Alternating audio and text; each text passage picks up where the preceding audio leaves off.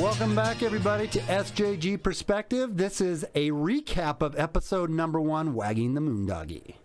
In episode number 1, we covered censorship on the moon landing hoaxers, meaning that every place you look, from YouTube to Google and everywhere in between, the first results you get when you search for moon landing hoax are going to be debunking sites that say anybody who believes in such a thing is a batshit crazy tinfoil hat wearing conspiracy theory loony flat earther crazy person.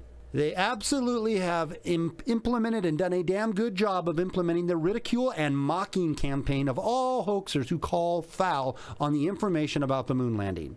We covered that. We also covered which led the whole cognitive dissonance of the moon landing being fake. Cognitive dissonance we covered was something in your brain when facts are saying, yeah, there's no way this could be true, but everything in your brains has been programmed to say, yeah, this is true. So you get a dissonance that just goes wah, wah, wah inside of your brain. A couple reasons for that. First reason was that was such a great time of our life, and man, we went to the moon, and the USA was awesome, and man, we just did it. We beat everybody to the moon.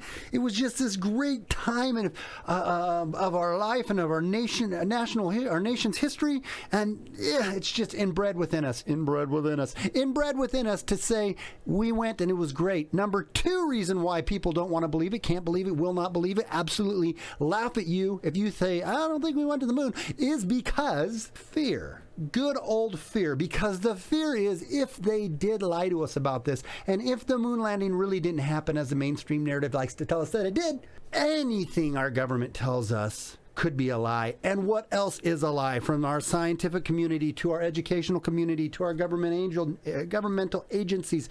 If this was a lie, everything could be a lie, so we live in fear. But here's the question we also talked about. If everything within your brain, when you look at all the evidence, tells you something is true, but everything, all the sources around you tell you it isn't true, do you decide that you're going to trust your own cognitive abilities and your own common sense and your own reasoning, or are you just going to deny your common sense and your common reasoning for the very fact that you are just going to go along with the mainstream story because everything else is way too hard and painful? We covered that. Debunkers. One of the things the debunkers said we covered in the last episode was that there's no way you could keep a conspiracy this big, man. You just can't do it, dude. There's thousands of people who know about it. There's no way you could have kept everybody in your little club. And we debunked that. One of the ways we debunked that was by saying that you wouldn't need to actually have thousands of people in on the conspiracy. You would only need to have a select few, or a chosen few, if you will, that are hoaxing everybody else. It's been done before, it'll be done again.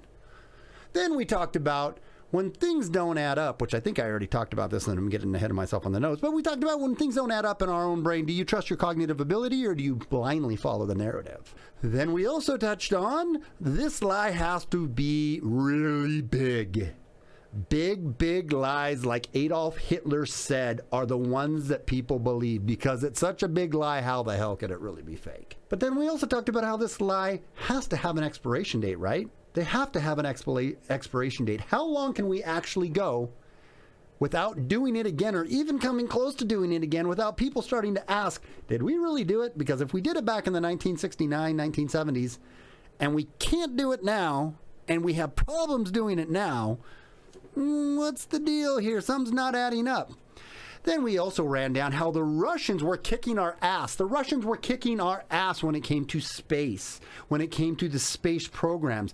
And we listed out all the points. I'm not going to list out all the points. If you want to hear all the points, go back and watch the first episode. Maybe I'll do a clips of the first episode, so you don't have to watch the whole first episode, because it was an hour. But the Russians, take my word for it, were kicking our ass. And up until the point we did the first Apollo mission, we were trailing the Russians. And then, poof, magically, all of a sudden, the Russians just didn't even try anymore. They just gave it up. They didn't even have any desire to go to the moon once we went to the moon.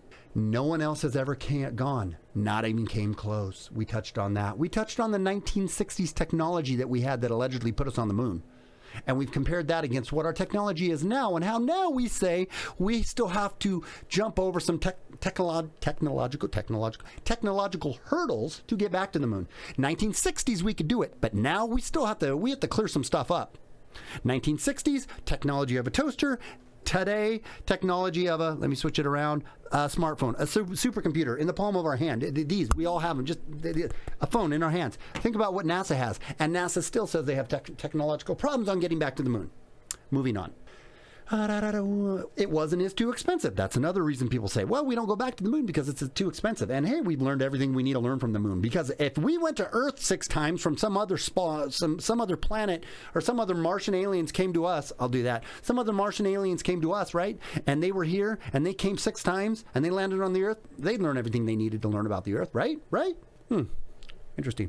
Farthest we've ever gone away from the Earth since going to the moon, which the moon is 234,000 miles away, the farthest we've ever gone away from the Earth is roughly 400 miles away from the Earth. And the medium average of what we've actually done, most of our space travel and most of our space exploration with the space shuttle program, yada yada, the space station, so on and so forth, is roughly 200 to 300 miles away from the Earth. And the moon is 234,000 miles away from the Earth one way. That's a one-way ticket, just one way. One way is 234,000 miles. And since then, since the 1960s, the farthest we've gotten away from the Earth is 400 miles. Touched on that. We talked about the glitchy video, man. Back in the 1990s, man, it was hard to get a video without glitching when we were trying to stream our fear, what was it? Fear, pain, what was it? When we bombed the shit out of Iraq and we were filming that, we had glitchy video right then. But in the 1969, 1970, we had video that was streamed 234,000 miles from the moon to the Earth, and there wasn't so much as a glitch in it. Now, you say, well, the video I watched was really grainy. Well, we also brought that up because actually nobody has ever seen, which we touched in the first episode, nobody has ever actually watched the original footage. All of the footage that you watch, that you see, that you YouTube, was a reshot footage, meaning they had the technology to shoot back a video stream from the moon to NASA so we could watch them walk on the moon live. They had the technology to do that, but they couldn't figure out how to actually take that live footage that was coming in, plug it into whatever boxes they needed to, and then stream it out to the rest of the world live. So how they did it, and what you have seen, and I have seen, and everybody's seen, is they played the footage on a little black and white monitor. I don't know how big it was, probably yay by yay, whatever. And then they refilmed it with a video camera. You know how you do it? I guess it would be like this. Refilmed it with a video camera. Of course, it wasn't a roll like this where they had to actually roll. We were a few years past actually having to do this to videotape something, so they just videotaped that and then shot that out live to everybody. Nobody's seen the live footage, and the reason nobody's seen the live footage, and now nobody can see the live footage, which we touched in the first episode, is because all footage has been lost. All data has been lost. All telemetry data has been lost. All biomedical records have been lost. Everything has been lost. We also touched on the fact that the only cool things the astronaut did when they were on the moon was drive a dune buggy around and hit a golf ball. That's it. They're in 1/6 gravity of Earth, and all they wanted to do was drive a dune buggy around, which would have been cool, which we'll get into the next episode, which we're going to get into today, the next episode of how the hell did they get a dune buggy to the moon? But all they did was drive a dune buggy and hit a golf ball. Seems a little weird. So taking all this into account, we have no way to verify the following. The 1960s technology that made it possible for us to get there. We have no way to verify the physical data that made it possible for us to get there. We have no way to verify the fuel consumption that made it possible for us to get there. And we have no way to verify the footage proving it was possible that we were there. Because it's all been lost. Gone. Bye-bye. So coming up in this next episode, we're going to start it off with the moon rocks. Stay tuned. We're coming at you right now.